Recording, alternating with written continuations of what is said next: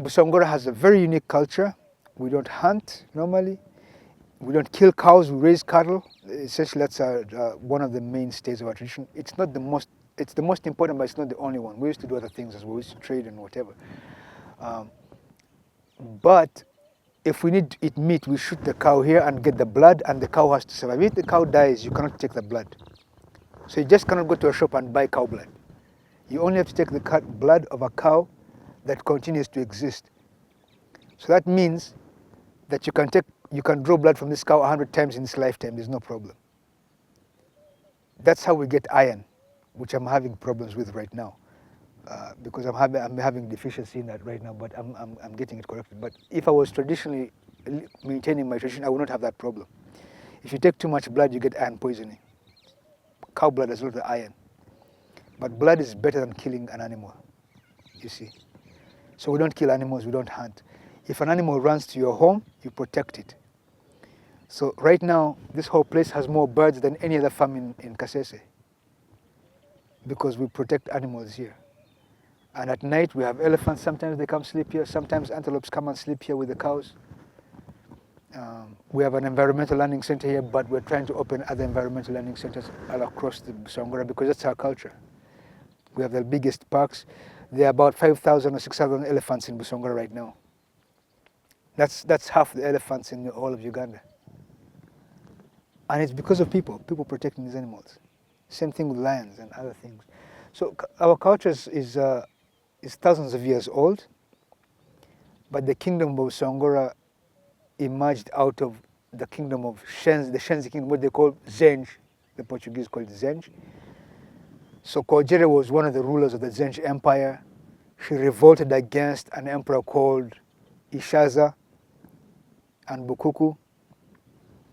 Ishaza was her nephew. Then she created a new kingdom in the center of this empire called now Busongora. And later on, Busongora became the Chwezi Empire, and then contracted again became Busongora. So it's now Busongora Kingdom. But if you wanted to learn more about it or whatever, all the mythology relating to Bachwezi is Busongora. Yeah, that's what it is. So that's our history, and I wish we had more time to talk about it. If you have time tomorrow, since this thing is going to the US, maybe we can sit down and you ask me specific questions. We have another hour, and they have a lot of footage, so that way you don't have to travel back, back and forth. Maybe if you're not in a hurry.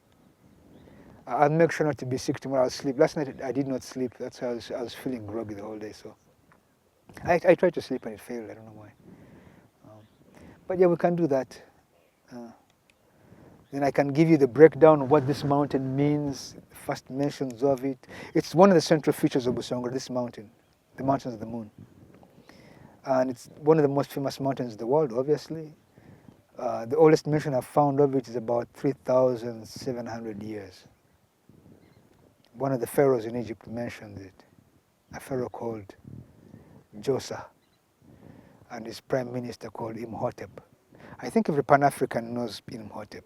You cannot be a Pan-African and not know Imhotep. He was a polymath genius. Yeah. So there's a stele, a stone tablet, where the pharaoh Josa mentions that the Nile has dried for 7 years, and he's sending Imhotep to the valley at the base of the Mountains of the Moon to ask the inhabitants there why the Nile has dried. And he tells him, go back to where our fathers came from and ask the people there in that valley below the Mountains of the Moon, why has the Nile dried up? So we don't know if he went to the Congo side or this side. Either way, there have been Busongora there. But this is 3,000 years ago. Maybe they weren't called Busongora, but whoever was here was looking after cows. We have found a vase here, an amphora, like those Greek vases. We found one that's been dated to about 2,000 years old, and it's now in the Uganda Museum. But Busongora was found about 1,000 years ago. So this thing existed before the Bachwezi. 1,000 years ago, the people who ruled here were Kushites. The Kushite Empire, you've heard of the Kushite Empire, yeah? Every Pan-Africanist has here. So the Kushite Empire maintained bases here. They used to run all over this place. They were replaced by the Axumites.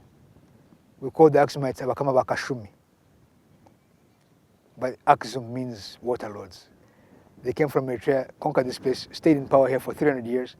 Everybody keeps saying, oh, we came from Ethiopia. No, the Ethiopians came here, but they went back and they left some of their blood here. So some of our culture here is from Eritrea. Eritrea, that's interesting. Well, let me hear you